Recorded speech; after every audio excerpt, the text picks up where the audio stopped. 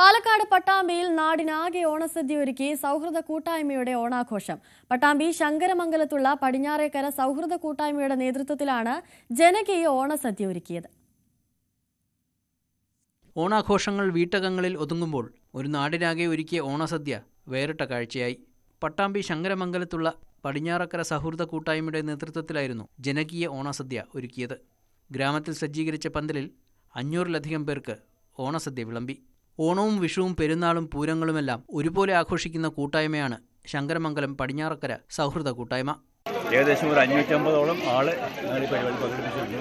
ഈ സ്ഥലത്തെ ഞങ്ങളുടെ ഒരു ഏരിയ ഉണ്ട്. ആ ഏരിയ കംപ്ലീറ്റ് എല്ലാവരും ജാതി മതഭേദ എല്ലാ ആൾക്കാരും പങ്കെടുത്ത ഒരു പരിപാടിയാണ് ഇവിടെ കണ്ടത്.